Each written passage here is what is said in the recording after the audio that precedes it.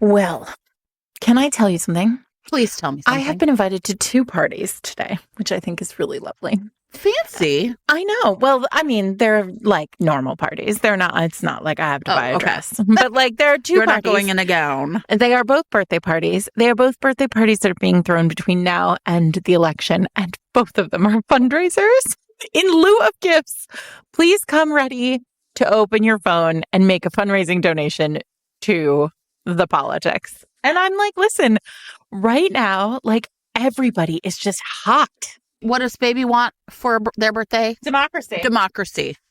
I approve of that message. I really do. Yeah, me Amazing. too. That's great.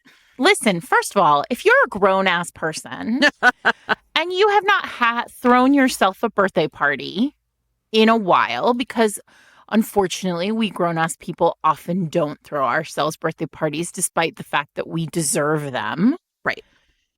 Throw yourself a party. I approve of everybody who wants to throw themselves a party. I'm not really a birthday person. I'm sure I know. Well, okay, throw yourself a party for something else, for being fucking great. I don't know. That's called Fated Mates Live, Sarah. Throw yourself a party, everybody. It'll be fun. Send us invitations. If we're close, maybe we'll come. You don't know. Sure. It could happen. Don't throw yourself a party. Throw a party, period. Invite your friends over. Have a great time. I like it. I like a party. I like people. Yeah. I feel like today was my first day back at work. So I'm basically You're like over-peopled right now. Well, so when I say that, everybody, I mean like my first day of meetings, not my first day with like children. That doesn't happen for a while. But I will say my first day back, I do enjoy hanging out with my colleagues who I don't see all summer, right? I mean, so like I have folks in my office who like we have like grade level offices and then like classrooms. So I don't always just like sit in a room by myself. And I have to tell you that it is absolutely delightful to like see Pablo and Max again and hang out with Chris and Elizabeth and, you know, all that good stuff. Meet the new people. I think it's great. It's a nice time. So exciting. Yeah, it's a nice time. Welcome, everyone, to Fated Mates. I'm Sarah McLean. I read romance novels and I write them. And I'm Jennifer Prokop, a romance reader and editor. Today you chose editor. I did. I had to think about it. I was like, yeah. Well, and you know what? I think here's why. Because our topic today is back to school, sort of. And I'm back to school. But, you know, it's not back to school. It is college bound. It's co-ed. Co-ed romances. Yes, right. Or, you know, set at a college. Maybe they're college staff or professors or whatever. Not hot for teacher, although you could do that, You could Sarah. put a hot for teacher book into this mix. Yes, in fact, right. I think I have done. But mostly what we were thinking of, the reason why this came up is because we were thinking about like, okay, all right, first of all, first things first, it's the end of the season. And, you know, it's funny because we didn't super intend for the seasons to coincide with the start of the school year. But I think they just do now. And so it felt like, well, this will be a fun, like maybe we should do something. So sometimes when we get sort of stuck on what topics to go to, we think about like, all right, well, what's going on in the world? Like, what are the things we want to talk about? What are things people are thinking about? And so we thought about back to school, but we've never done Hot for Teacher. You and Lo did. Remember when I was sick? Oh, right. We did. I did it with Lo. Yes. Well, we'll put a link to that because it's great. A delight. Exactly. You're like, this exists in the I'm world sure I talk. Yeah. So I am probably going to I'm going to repeat some, but I'm going to go fast. I'm going to pull up the list before we go any further. But so, yes, Lauren Willig. Whoa, that came from nowhere. Lauren Billings, one half of Christina Lauren, and I did Hot for Teacher. But the point is that Jen is never going to do Hot for Teacher. And also, but we've also never done New Adult. Right. And so I want to talk about New Adult because I don't feel like we use that term anymore. Maybe we do, but I don't know. Let's get into it. And then I want to talk about, so then it was basically like, well, we've never done New Adult, and New Adult feels like it is hot right now, even though people don't use that term. So we have a plan to fill your TBRs, people who have just started reading romance with college age people, college age characters. We're going to fill your TBRs with like some books from the past, that you're going to want to go to next. Okay, so I think there's a couple things. One is, if you're new to romance, there's always the great behind you, right? But it's most people, I think, tend to like merge onto the romance freeway and drive forward, right? And because Which makes sense. There's so much ahead of you that it's right. And so unless you have someone saying, hey, these are great reads or whatever, it's hard to know kind of like what came before often. And also, it's really interesting, I think, when like a subgenre rises up and brings in a huge new group of readers who kind of aren't aware, like, okay, hey, this on a lower frequency sort of existed. There were romances with college age students, and this is, I think, where the new adult conversation comes in. We had a really hard time, publishing had a really hard time figuring out how to package young adult main characters in romance novels, right? Who were, either just in college or finishing college. There was this real sense for a while. Okay. So I'm going to put on my history cap. My like I can tell you from personal experience kind of like a little bit of this stuff. So prior to my time in romance, so prior to 2010, right? There was a real sense of contemporary romance. It was fine if a character were in their 20s in contemporary romance. In fact, going back to categories in the 80s and 90s, like characters were always in their like early 20s, right? Right. Usually over 21 because they could drink. But like it was sort of a like, well, they have to be able to drink kind of thing. But like, and in those categories, like in those kind of early Diana Palmers and stuff, there was always like just graduated college, like literally home from graduation, and like a cowboy sweeps her up and marries her right away. But then in like the thousands, the like early aughts, there was this sort of move toward contemporary romances had to be about like adults, like. And what I mean by that is not over 18. I mean, like people who are living in the world, like right, with jobs and their jobs, right, and they're exactly. like, like these were people in their sort of mid to late 20s. You rarely saw a heroine over 30, but like these were people who like we could easily believe like had been in the world a little while. YA was booming. Yes. And when I mean booming, I mean like Twilight had happened, and then right after Twilight, it was like Divergent and all these sort of huge properties in YA romance. And the theory in publishing was there were a lot of publishers who were looking at the YA market going, these kids who are reading YA, this is known, Jen will confirm for me, but like the theory has always been children read aspirationally, meaning they read up. Right? They want to read, if you're in the middle school, you want to read about high schoolers. If you're in high school, you want to read about college. If you're in college, you want to read like about the world, right? So theory was like, okay, well, YA readers, teenagers or like young teenagers were reading Twilight, Divergent, like all of those kind of the beautiful series is like all of the like fantasy, ironically, paranormal, right, that was coming out of YA. And also like the Sarah Dessen of it all, like these kinds of like quiet contemporaries. And then the publishers were like, well, wait a second. Once they get into like 16, 17, 18, what's aspirational for them? Like, and it feels like the aspirational thing is college, but college has always been like kind of verboten in romance. Like you don't write about college students.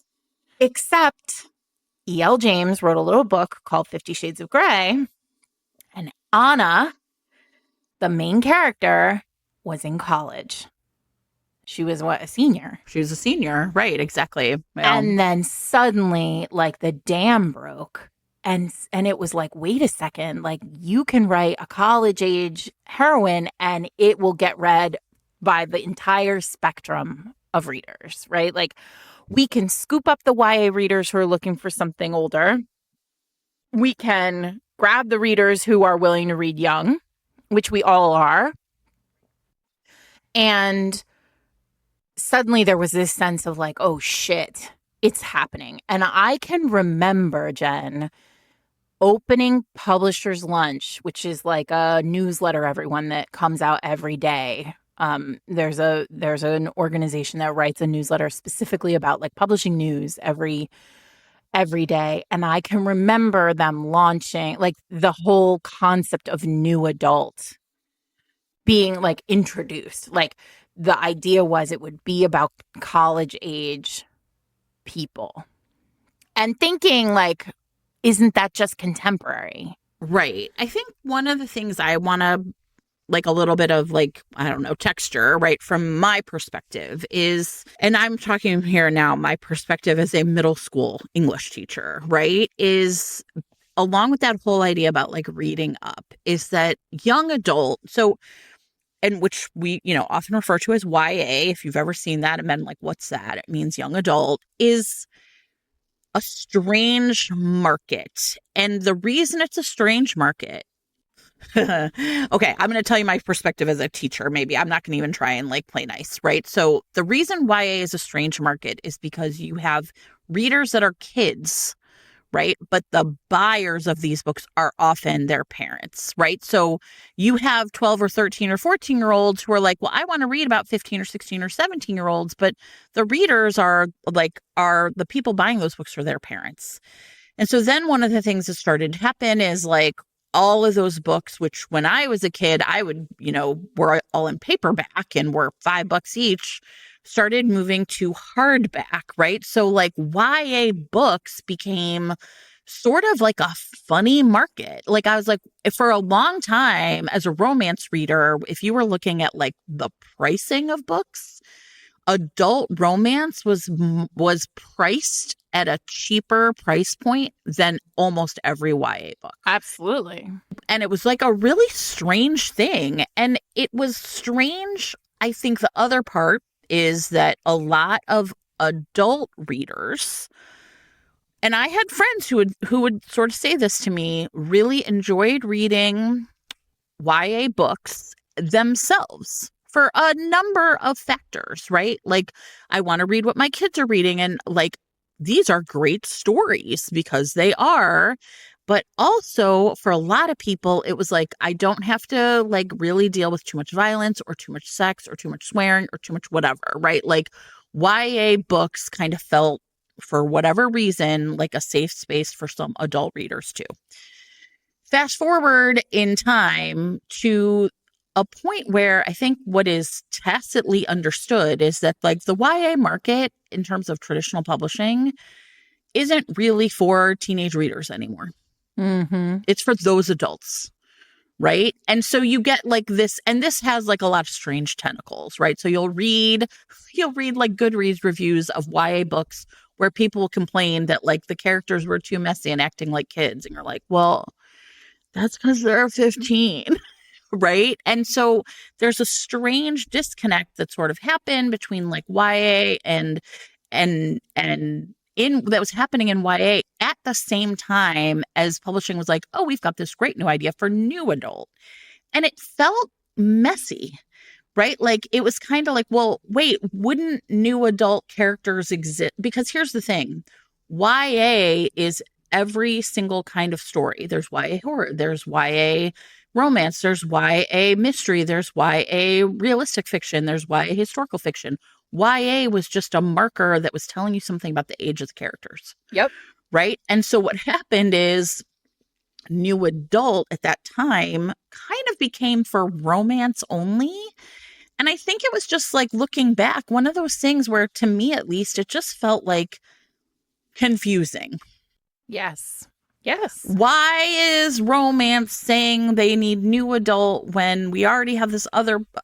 I don't know if that is how it felt to you, but it was just kind of like a bad title for a kind of book that specifically was romance, and people were getting confused. And for a long time, it not only languished, but like we all were like, it's dead. There's no such thing.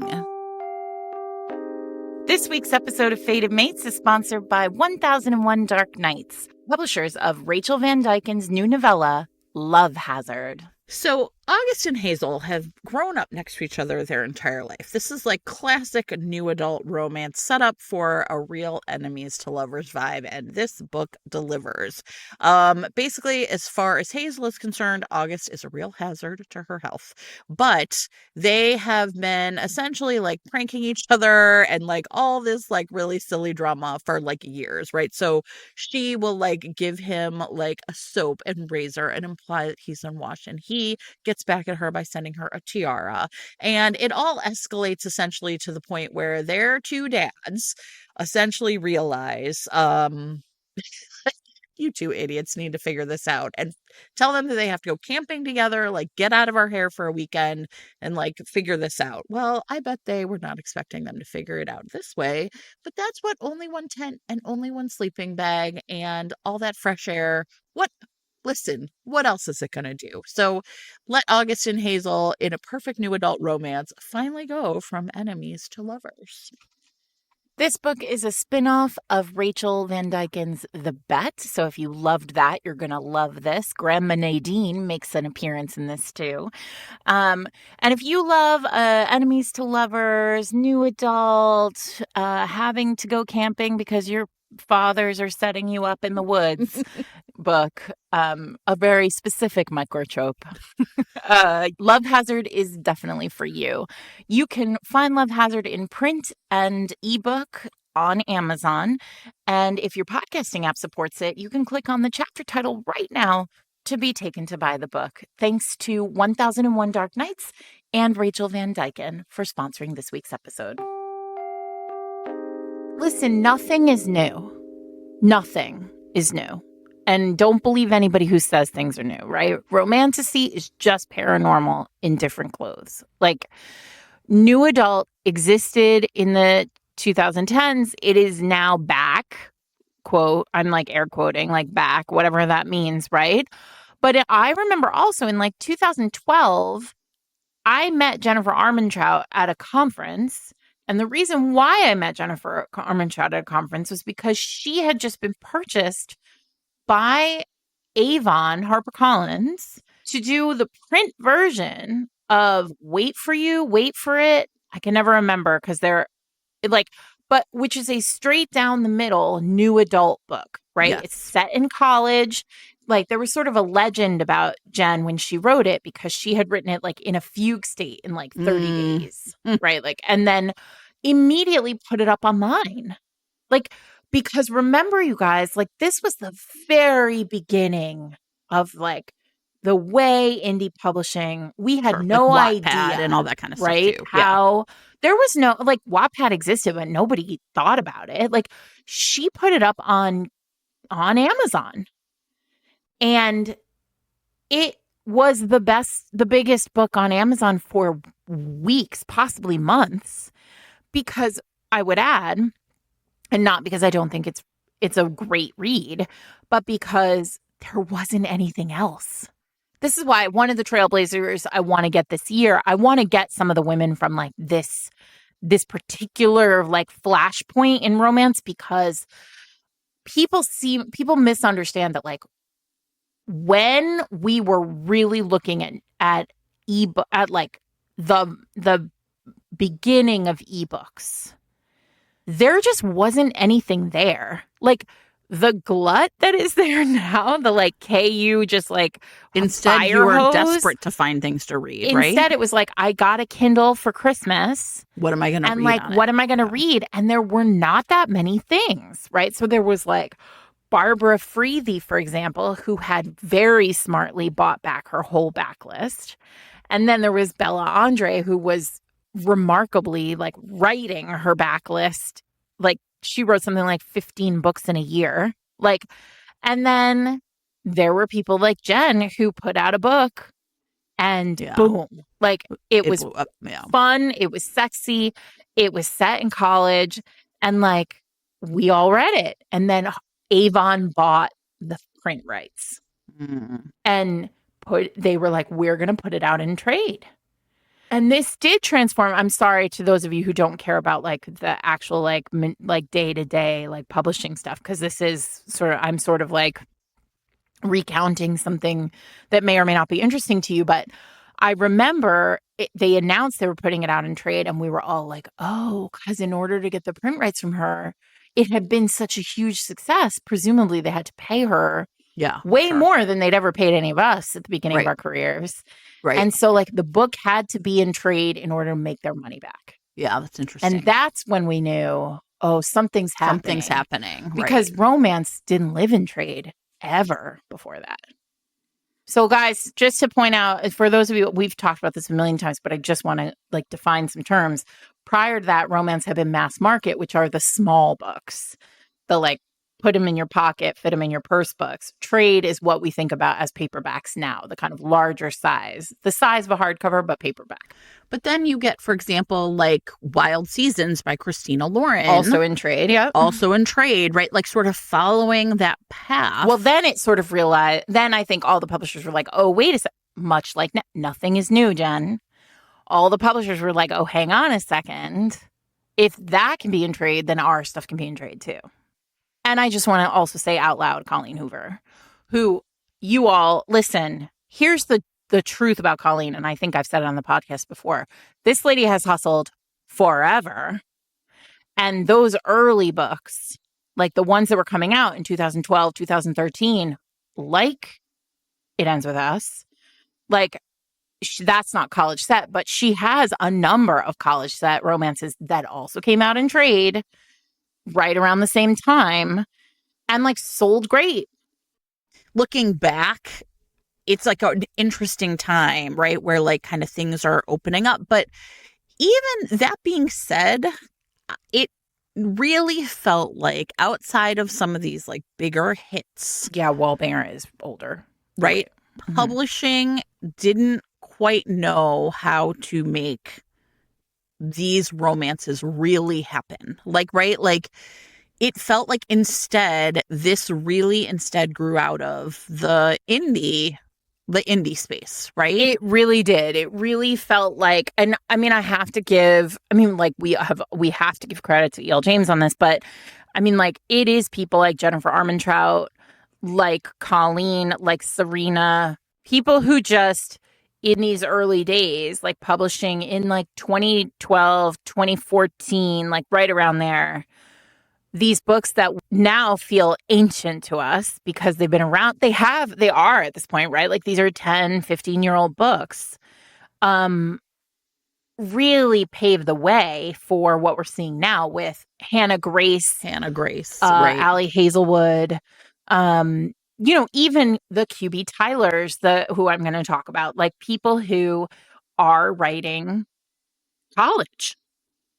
Well, and I think the other thing, of course, that we have to talk about then is like the big accelerator was TikTok, right? And so it was like kind of every year or so there'd be a big book, The Deal by Elle Kennedy or, whatever, but it just didn't really quite, it felt still like I said, it was just like these one-offs rather than like its own lane had really opened up.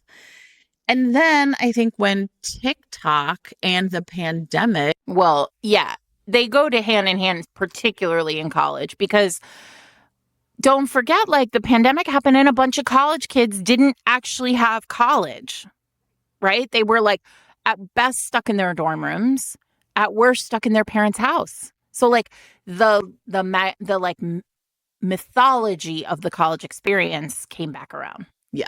Well, and if you'll remember, like, so when Little Romance was a sophomore, right, I broke my arm. Sarah came and helped me move him in because she was kind of driving by, but it was still an amazing thing. Because I love you and care. And, and his roommate was this girl named Lucy who we saw, like, had, like a Colleen Hoover book and a Carly Fortune book. And I don't know if you remember this, her saying, like, yeah, I'm really like experimenting like with being a reader. And you and I were like, what is happening? Right. And it just felt like being plugged right in, like we are literally inside a dorm. Right. And seeing the way that this had like changed the way kids thought about like, or, like kids that age had thought about like reading and the books that were for them. Right. They didn't have to read. And I think at the same time, like, and we'll do this episode next season, as younger readers started saying, like, well, I don't actually want to read about 30-something-year-olds, like, at their, finance jobs. That might be aspirational, but it's not what I want to read. I actually want to read about kids like me. Mm-hmm.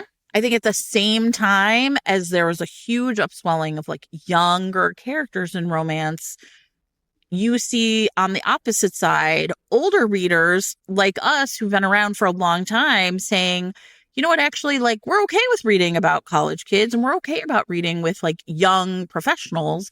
But hey, wouldn't it be great to read more books about people who are our age? And I think that part really coincided with also the rise of, like, sort of talk about, like, own voices and we need diverse books, right? Like, romance didn't have to have such a narrow focus on 25 to 31-year-olds, right? Yeah.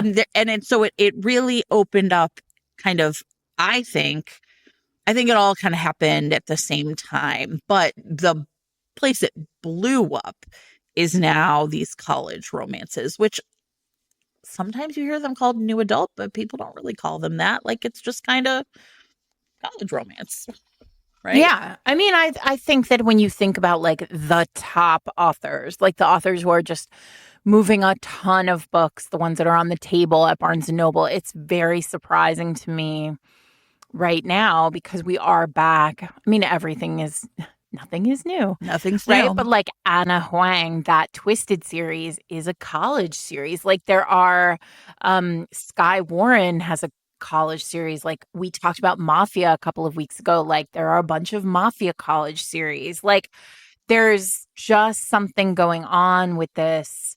It's like we've talked about Regency romance actually being small town. Like college romance is small town too in its way, right? Like instead of being like a small town with like a bake shop and a vet and a, whatever police station, it's a small town where like you can continually, it's like the fraternity, the sorority, the sports, the hockey team, the cheerleaders, the nerds, the one who works in the library, like it's ever expanding. And it's ripe for all these tropes, right? Like best friend's brother, like roommates, all the sports teams, stars, right? Like there's so much that can be reduced to a kind of like tiny microcosm inside this college world. And it is a lot like Regency in the sense that like, or in historicals where like the walls are very tight. You never leave campus. Right, exactly. So, you go from there. I would also just like to point out that I think another part that's interesting, and I don't really have a lot of recommendations in this area, and I bet you won't either, is that there are many dark romances set in college. Like, right, our friend Joe Brenner wrote one called Butterfly, which is like about a hockey player. And one of the things that I think kind of intuitively makes sense is that, to me, like for young women especially, right? Like young vulnerable people of all kinds, young queer people, right? Like the college years are a real gauntlet, right? There is drinking, there is partying, there is a sense of like young people with like no breaks, right? But lots of accelerants, and living in a world where, colleges as institutions don't really take care of students in those vulnerable situations, right? And I think that in some ways it intuitively makes sense to me that we have, and I remember saying this to like Little Romance when he went away to college, like, you are going to have to make sure that you are taking care of your friends, right? Like, people get roofied at college parties. I mean, it could happen anywhere, but it just feels like so much more the fear, the living on the edge feeling. And so it makes sense to me that dark romance would sort of say like, hey, the college experience is actually one that can be deeply terrifying that there are real predators about in that sense. And so I think there's also ways in which like these dark college romances are sort of mining what is, I think, a real truth about what it's like to sort of like be young and legally of age in some cases, but to also be young and out of control, right? Without a lot of guardrails in others. And so I think again, those indie authors really figured out how can we explore that feeling and right in these and really like tell interesting stories about it. This week's episode of Fated Mates is brought to you by Sarah Kate, author of The Heartbreaker, one of the Good Brothers. Listen, if you read Sarah Kate, you know that you're in for an incredibly spicy, very taboo time, probably. And this is no different. This one is made for me. It's a professor's student book, Jen. Ooh. And Lucas Good, the hero of this book, is a good brother by name only. He is ready to get the heck out of town. He is a professor who is ready for his dream job and knows that it's coming. What he doesn't expect, though, is for a young woman to walk into his classroom and absolutely throw every bit of his plan straight into chaos. Sadie Green is brilliant and funny and infuriating, and she is ruining his plans, especially when she finds out that she's pregnant and that the baby's father isn't going to help her. And what is a man named Good supposed to do except something bad? Let her live in his house with her and maybe fall hard for her when she asks him for just a little bit of discipline. If I know Sarah Kate, this is a hardcore daddy romance, and I am looking forward to it. If you love a super spicy forbidden romance between a professor and student, then The Heartbreaker might just be for you. If your podcasting app supports it, you can click on the chapter title right now to be taken to pre-order the book, which is actually available in 2 days. It is then also going to be available with your monthly subscription to Kindle Unlimited. Thanks to Sarah Kate for sponsoring this week's episode. You're talking about dark, but also on the other side, like erotic romance, right? Like just hyper sexy romances set in and around colleges, and with college age women, and also like nod to Jessica Kane with heroines who want to go to college, like where college is the goal for them. Like, there is a really interesting dialogue about, what we should want as heroines in these books. And it is simultaneously like endless orgasms and a college degree in some way, like in a lot of the great. A+. I think the thing that's also, like, I would say interesting is Little Romance had some friends who were kind of like, what could you recommend to me? And it felt great to be like, hey, here's Ellie Hazelwood, or here are like students, or here are like young women who are, sort of main characters that you can really relate to and feel like, oh yeah, this is like a fun genre that has something to offer for someone, for someone like me. So I think that there's a lot of ways in which it's cool to see that romance has figured this out, because this is the super highway now into being a romance reader.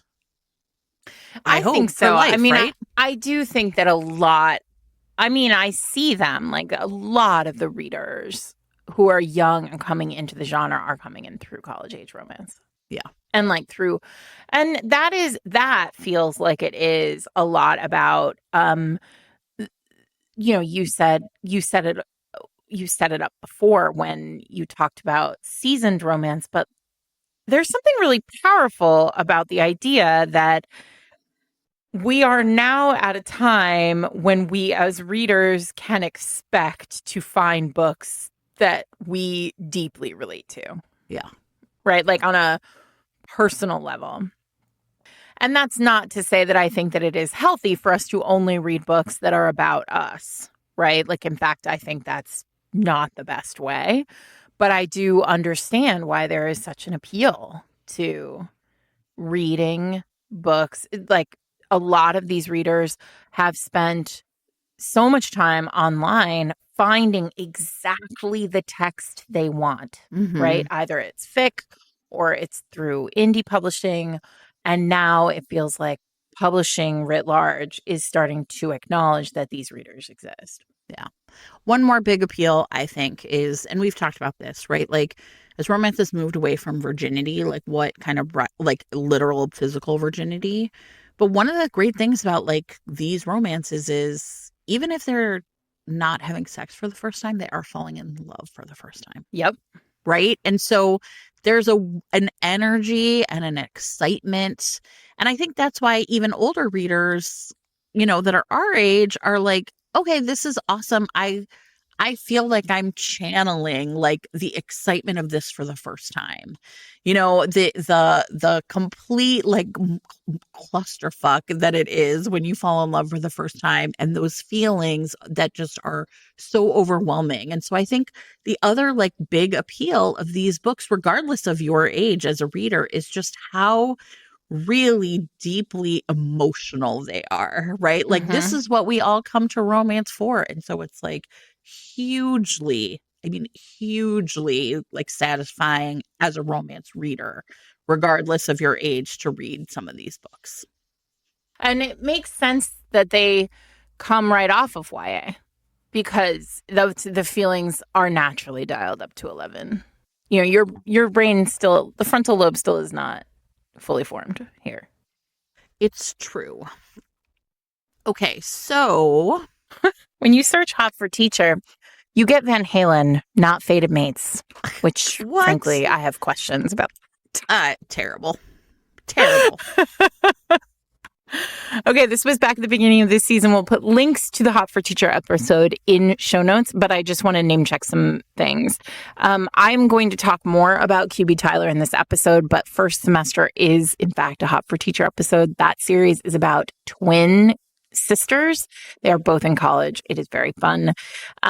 Losing It by Cora Carmack. Cora, for me, is like the queen of new adult in a lot of ways. Like, for me, a lot of Cora doesn't write as much anymore. But I think a lot about like when I think back to those books that just felt really transformational post 50 Shades, the ones that like took what E.L. James was doing and like just elevated it to the point where like I was tearing through those books, despite the fact that I was, significantly older than the protagonists.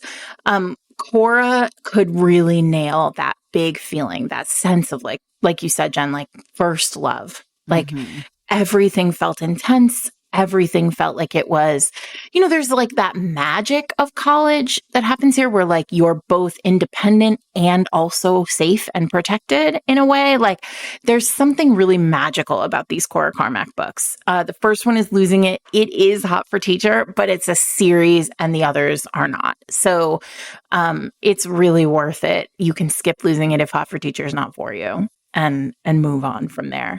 And then, also, I want to just say Charlotte Stein. Oh, yeah. Another person who just like really nailed the college, the like delight of college, college romance, Never Sweeter, which was at the time like this scandalous bully romance. But now that bully romance is like a thing, it's basically like the tamest thing anybody's ever read. Charlotte's books are so sexy, but she wrote a book called The Professor that is, again, just like you're just deep in someone's psyche in that book. And I love it so much. And then Saffron Kent's The Unrequited, which is also a Hot for Teacher book set on a college campus. I talk about it all the time because I love it so much. You will not regret reading it if you are interested in somebody who's like really working at the edge of the genre in terms of like figuring out where the boundaries are in taboo romance. And she does that in that book well. So I just wanted to like start by saying, here are the people that I have talked about before regularly, and they're terrific. I can keep going if you would like me to continue. Well, now, yeah, like go ahead and talk about one that is new or whatever. I want to talk about Whitney G. It's just a joy. Like this preparing for this episode made me really happy. Okay, so Whitney G wrote a book called Sincerely Carter, and everybody is about to gasp because it's a friends to lovers story, and it is one of the few ones that I actually really love. Um, and the premise is like these two have been Carter is the hero, and he and Arizona have been best friends, and they have like hated each other and loved each other, and they are now like in college and they are roommates and have a completely platonic relationship. Like they both sleep with other people. He is like they are just friends. And then like one night there's just like something happens. And like it's not I'm not being coy. Like it's literally like there's just like a sudden spark. And it's really really well done the way this works because like you would think that that would not work in a romance, but it actually really does because it feels very authentic. Like suddenly all of a sudden like holy shit, we have feelings that we didn't have before. And then they're like starting, and then they like, so they start to have sex. They start to like, they get physical. And then suddenly, Arizona gets this like chance to like leave and do like, and become something far more than like, she gets to, like, gets her chance to like, for like the dream job in the dream place. And Carter has to decide, like, is he going to go with her or not? And if he does go with her, like it will take a level of commitment that like he's not that's never been his plan in life. So there's like enough of an internal like big feeling thing like and gas to put into the engine for a book that is like, as you have said to me recently, like about logistics, like this kind of like she has to go, and like in order for him, like he has to take a risk on himself to follow her. And it is really like well done. It's incredibly funny. These two love each other. Like they love each other at the very start of the book and they are good friends, and we get to see like the friendship be really paramount. Also because there's a very real threat. Whitney G holds this kind of like tension of if it doesn't work, we lose each other. Which is the cornerstone of a good friends to lovers story, and I think why I don't love them very much, because like I think that's a very difficult tension to hold. This week's episode of Fated Mates is sponsored by Avon Books, publishers of Roxy Sloane's Cross My Heart, the first in her Oxford Legacy series, out in print this week. So, what we have here is Tessa Peterson, who is just your like garden variety regular good girl from Philadelphia, but she is determined to find out what happened to her sister the year before at Oxford. So, she takes herself off to Oxford, and there she meets Anthony St. Clair, the future Duke of Ashford, and her professor. And right. she is starting to realize that he might be the key to finding out what happened to her sister, but he is also her greatest temptation. But she can tell that there is something wicked lurking behind these ivy-covered walls. And even though he has introduced her to this like sort of masked, sexy, special world, she knows that the people there are very dangerous and might even be willing to kill to protect their secrets. Is loyalty is everything to those people, but will it be her ruin? And the ruin of her relationship with Saint. What is going to happen, Sarah? Listen, I don't hate it. If you are interested in dark academia romance, if you love a billionaire hero who is also a duke and a professor, who falls first, and you also don't hate a secret society masked sex party, Who does? then Nobody. this book just might be for you. It's the first in Roxy's Oxford Legacy series, and you can read Cross My Heart in print, ebook, audiobook, or with your monthly subscription to Kindle Unlimited. In special podcasting apps, you can click on the chapter title right now to be taken to buy the book, And thanks, as always, to HarperCollins and Avon Books for sponsoring this week's episode.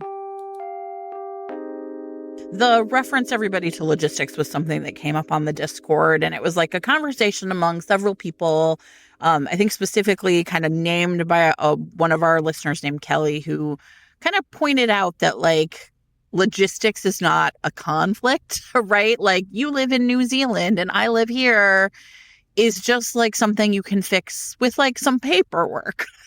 And that is something that like is like what Sarah's referencing there was it's like I think a very smart observation. Yeah. It's, first of all, it's brilliant. Thank you, Kelly, for adding that to our lexicon. But second of all, like that is a very real thing. Like in romance, often writers fall back on like this kind of, well, what if we won't live in the same place? But this layers in enough of that like internal stuff that you can see why it would be a challenge for him. Yes. It's very fun. It's very sexy. And it's really like a delight to watch these two be in love. Okay, I'm going to talk about a series, and I probably maybe have mentioned them before, but I think they are really great in terms of thinking about them as a college romance. And it's The Boys. It's the Next Door series by Miranda Silver. These are like super spicy. I don't think I've read this book. Miranda Silver? Very spicy. So this book starts off with, and I can't remember who recommended it to me, but it's real dirty, and I loved it. So Diana Cooper is 18. She is just graduating from high school, and she is about to go off to Yale when the two hot twins next door, Brendan and Ian. Oh, boy. You love an MFM. Yeah, it's super hot. It's crazy. They go to UConn and they're like a year older than her. And what happens is they she was like, they were childhood best friends, the three of them, just like kind of thicker than thieves. And then something happens where her family moves away temporarily, kind of when she's in like middle school, like when she's 13 or 14, I think. And it's very traumatic for her. She's not really accepted at her new school. Her body changes when she's there, and all of the boys are like teasing her. And she's pretty sure that if she had been home, that Brendan and Ian would have stuck up for her. But instead, she just felt like she was thrown to the wolves. And it's just like really like, I don't know, like that can be really traumatic. And so she comes back, like moves back home, but then like never picks up this friendship with them. She just is kind of traumatized, really, by kind of this, what was supposed to be like no big deal, move away for a year, come back home for like dad's internship or something, instead ends up really like changing kind of the way she sees herself, changing the way her like sort of lifelong friendship with these guys next door. So now she's 18, right? Or she's, about to graduate from high school. And there's like a knock on the door, and it's one of the twins. It's Brendan, who's always been the good twin, versus Ian, who's always been the troublemaker. And he's like, well, we're having a pool party. You should come over.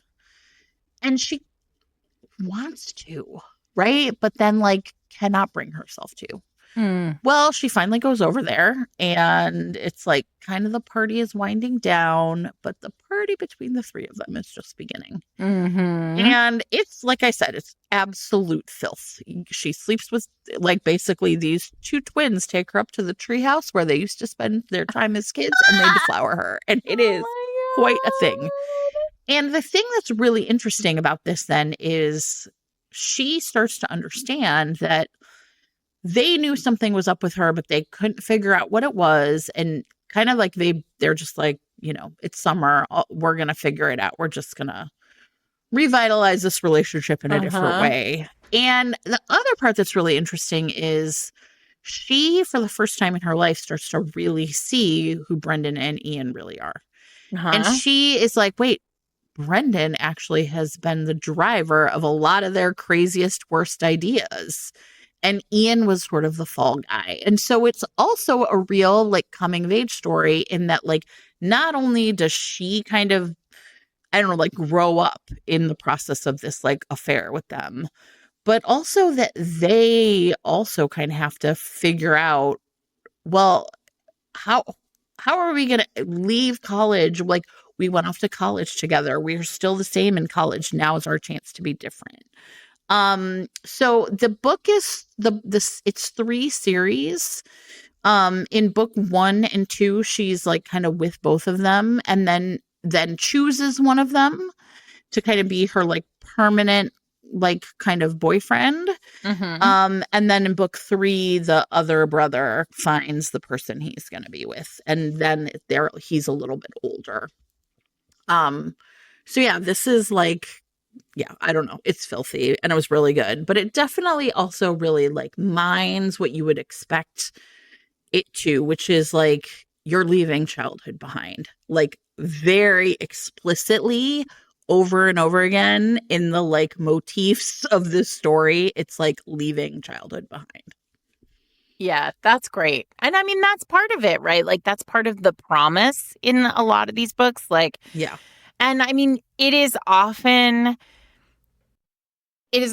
painted with virginity, right? Yeah. And Oh, so I think, as much as we have talked about, like, there are a number of these books that are doing this work without touching virginity, right? I'm thinking about like there's like the Nashville Neighborhood series, the Yeah. Nikki Sloan series, right? Like that begins with the doctor. Now these are age gap.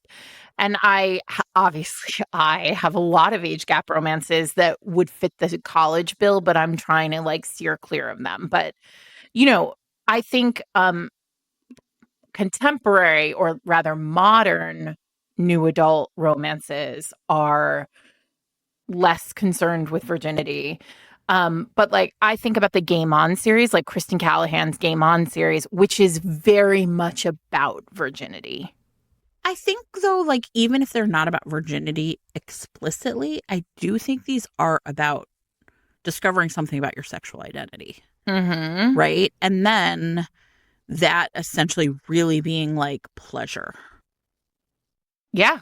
Right? Like this is something that should feel great when you're doing it.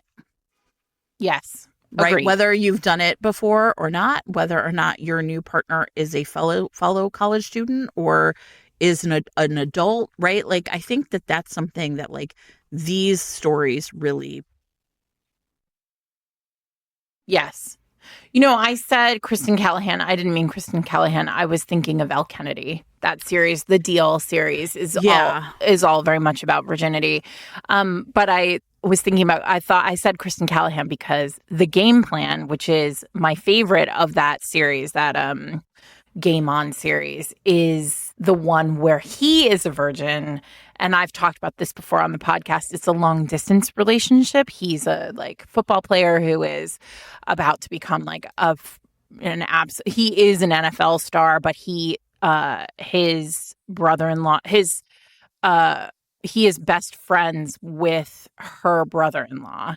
And that is like, he's like bearded and tattooed. And this always makes me laugh because got a he's got a piercing, but he is also a virgin. There's a lot going on in this book, and I love every minute of it because it's Kristen Callahan.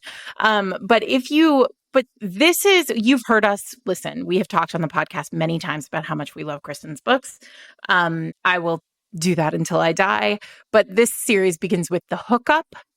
And it is really in the middle. The second book in the series is called The Friend Zone.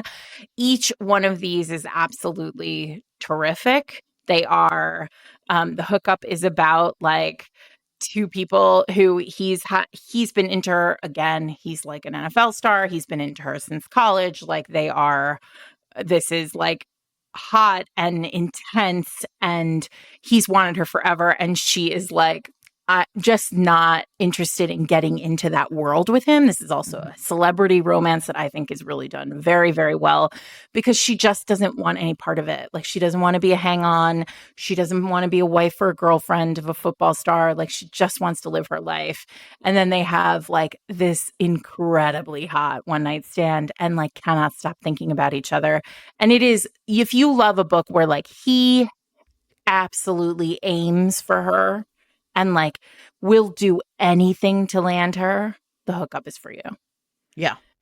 So I want to return actually to the L. Kennedy, the Deal series for a minute, because you said that it was like about virginity, and I actually kind of disagree. I think because the Deal is about virginity. Neither of them are. She was sexually assaulted. Remember? Right.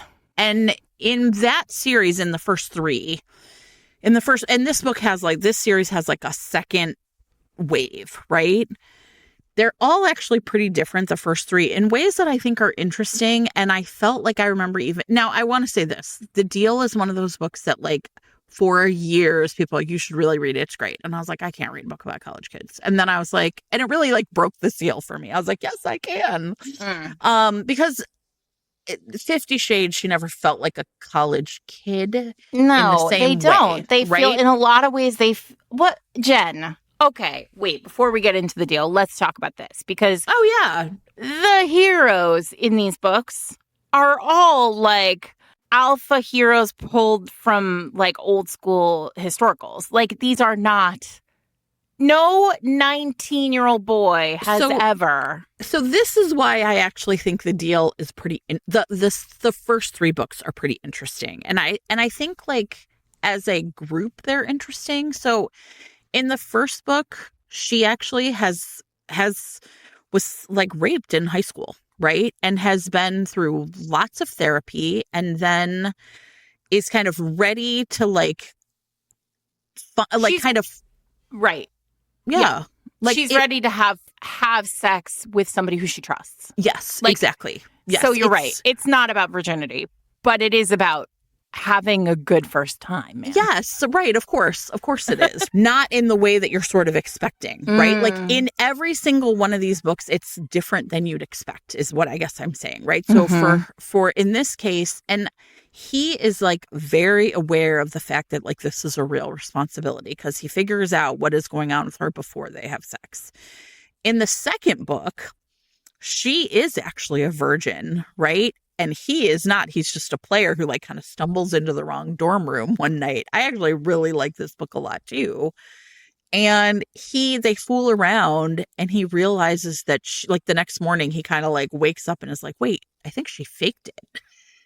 Or I think I didn't get her off. Well, and you he is love like, that when that happens. I loved it, right? He like storms back and was like, listen, give me another chance. And she's like, okay, who am I to say no? I love it.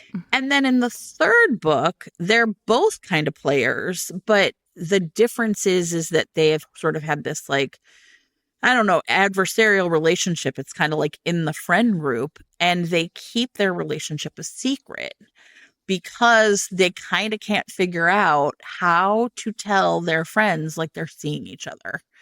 And I think that all three of those, to me, again, I felt like L. Kennedy was like really specifically saying like, what are the kinds of sexual experiences that people either come to college having had or are looking for, right? And I think that like she really explicitly plays around with it quite a bit. The fourth book, there's actually an accidental pregnancy, and I will admit that I DNF'd it because it's just like not what I was just like, absolutely not for me. Like, I do not want these college girls getting pregnant and staying pregnant. Like, go to health services, my friends. Yeah, exactly. That was just not what it almost like forcefully thrust me out of like sort of the space that I was in when I was reading those books.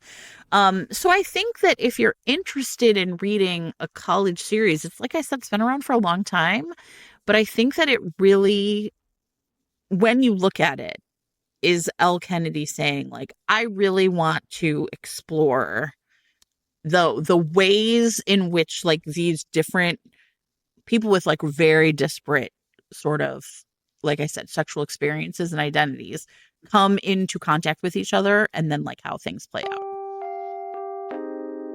This week's episode of Fated Mates is brought to you by Lumi Gummies. So we've talked about Lumi gummies a number of times.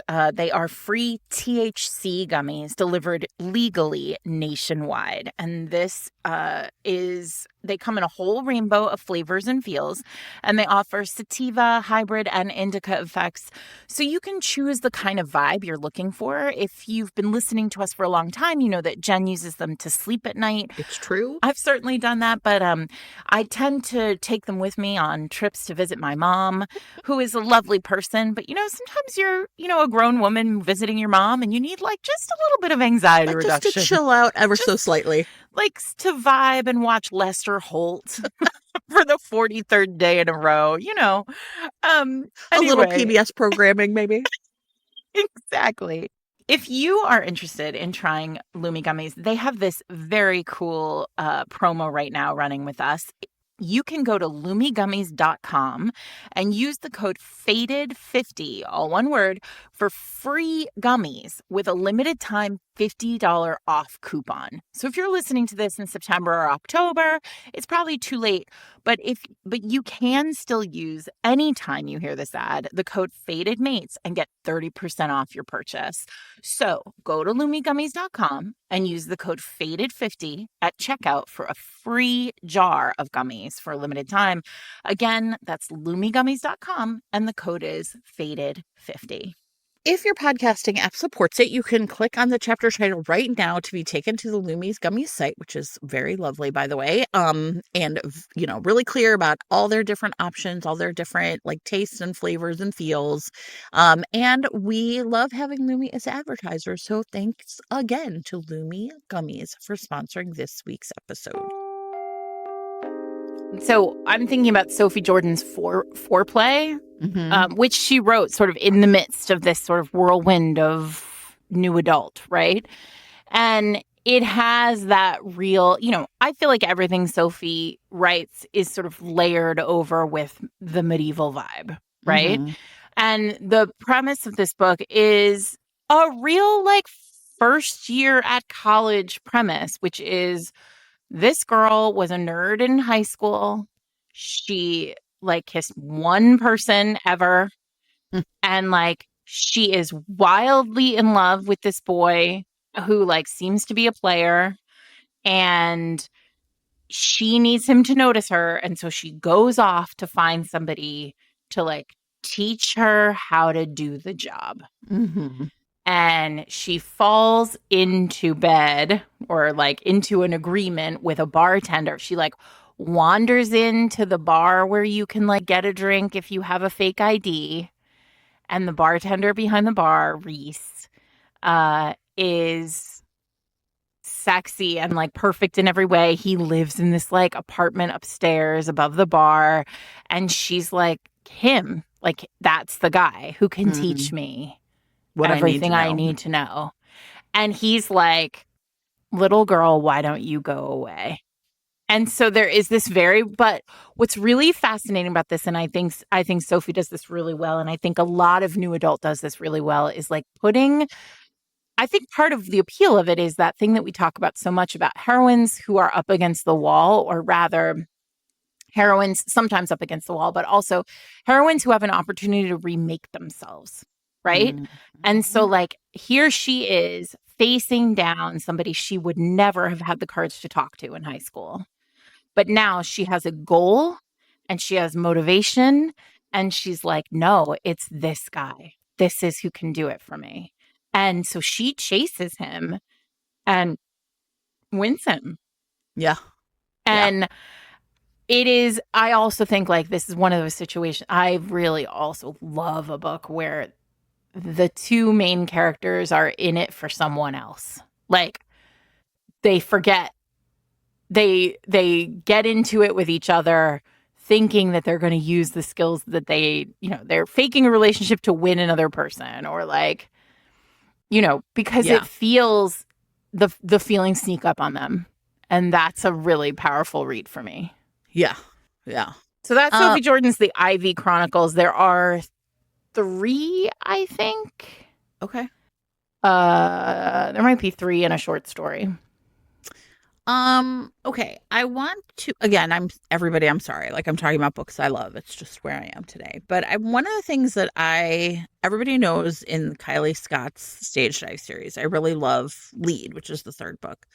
But the first two books are really about essentially like young women who are college age but not in college. And I'm sort of fascinated too by the again, this is like new adult, right? Like I should be in college, but I made a decision. Like in play, she's like, my younger sister is in college, and I'm doing that because she's the one that needs to go to college, right? There's often a self-sacrificing kind of feeling, right? Like something happened in my home or in my family, which meant that like this wasn't going to work out for me. And in the first book, they get married in Vegas, right? And so she's like working as a barista. But I think that there is also an interesting space in romance for like characters like this who are just like young city dwellers, right? Mm-hmm. Who can't, they don't know what they want to do, or those pathways to college weren't quite open for them Mm-hmm. or for whatever reason. And so, they're working, hourly jobs at, the bookstore or the cafe or whatever.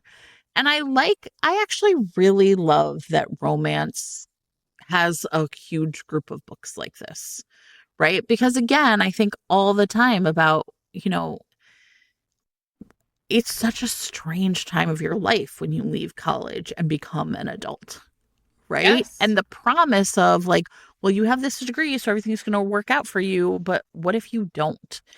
And so I think that there's like, lots and lots of books. And it's interesting to me because in almost all of the ones I can think of, it's also true in the second Hidden Legacy trilogy where Catalina Baylor didn't want to go to college.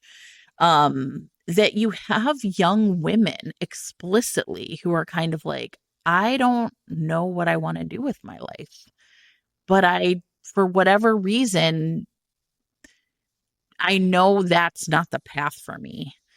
And I think it's really interesting. I don't know. I like don't know exactly what work that's doing, but I like that there's a space for those characters in romance as well. Yeah, I agree. I mean, I think that's Jessica Kane. That's like Jessica Mm-hmm. Kane tackles that a lot. I think even Charlotte Stein does Yeah. that in her early books too. Yeah. Um I feel like it's worth noting that like some of the big like I just want to say like we talked Yeah. about love. We did an episode about Allie Hazelwood and who you should read if you love Allie. But like there is no doubt that Allie is one of the harbingers of this Oh, like yeah. new rise of college age romance with the love hypothesis first and then the others as well. Now those are all graduate students, which again is I think like another that's like kind of a subset of this like college piece because that's a really interesting concept because it's like taking a quote adult, right? Like somebody who should have already like found space in the world and like returning them to college. Keeping them there and like asking them to like navigate real adult things while also like dealing with the minutia of college. So I think that's really an interesting. I think there's Allie, and that's important. Yeah. Well, and I mean, again, like it feels dumb to even say like we've never really probably talked about Fourth Wing, right? But there is a romantasy, but it is set in essentially like a college world of, right? Like, Dragon College. yeah, right? Like essentially like everybody there is there to like learn to fight, right? It's essentially like West Point, but with dragons. And I think one of the things about that is like the stakes become really different because it's if your job there is to literally like save the world, Yeah. right? Like save your society. You know what I mean? Like we are beset upon by these like outside forces that are going to destroy our civilization. And you, the people at this college, if you don't do what you're supposed to do, we will like, civilization will fall. Well, how are you supposed to find time for a boyfriend? Right? And I think that that is one of the things that makes Fourth Wing a kind of I can really see the appeal, the huge appeal of that book, because it takes all of the like really complex, complicated feelings that you have about like going off to college and being with your, away from your family. And are you going to pick the major they want? Right. Right. But also, and then adding all the stakes of, civilization plus, this really cute guy. I mean, it's a really winning formula. And I can really see why. Absolutely. I really can. It was such a massive hit because it really takes something that is already high stakes and then just whoop, right? Brings it right up. All those big feelings. All the big feelings. All the big feelings. I do want to I want to sort of name check Frederick Smith again, One and Done. Again, a kind of like tangential college, not like isn't new adult, but is a book set at a college. And this one is about a college administrator, like trying to save his college and also trying to like navigate the world that is his as the only or one of the only Black college administrators in the country. When in comes this like very hot guy who is a consultant and there to like consult on like the college's future and essentially judge his work and the future of this college. But oops, they've had a one-night stand. The best. Rough for everyone. What is going to happen? But also the sort of layer. What's interesting with this one is like layering in the bureaucracy of higher education, which is a whole separate thing to consider. And the expectations that are laid at the feet of administrators and like people who are in control, such as it is in colleges. And I think that's another piece of it. That's sort of like who builds the house that these kids are allowed to play in before they're like tossed out into the world, like hopefully prepared. Yeah. Okay, I want to talk about one more, kind of name check one more series, which is the McKee University series by Grace Riley. Definitely in the like icebreaker, like it even looks like icebreaker, right? Like sort of when you looked at the covers, you know exactly what you're going to get. But one of the things that I think is also really interesting about these books is sort of like the romance reasons of it all. And so in this series, and the fourth one I think just came out, which is about the sister who's a volleyball player, or it is just about to come out, about Nikolai and Izzy, is that like she's the youngest sister, but all of her older siblings somehow also went to McKee University. And I find like that to be like a really interesting thing that is, I think, kind of hard to like figure out. Is a college set series, to me, by definition, is defined by friendship.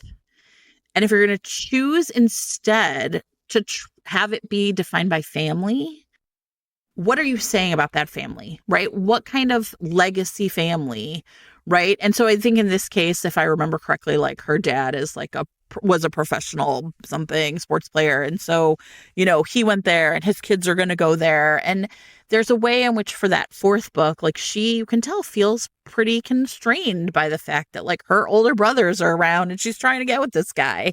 And so I think that there's like a really interesting way in which that series is trying to do a thing about family and really talking about like, again, you're that younger sister trying to make your way in the world. And how's that going to work for you when your brothers are going to school with you? Which I just, listen, the one school I was never going to go to was the one my older brother was at. Oh, absolutely not.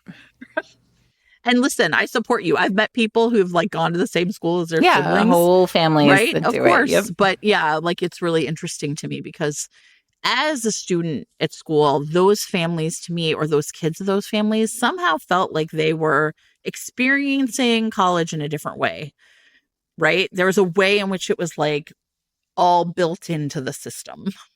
They felt plugged really into, I don't know, something that was like mysterious to me.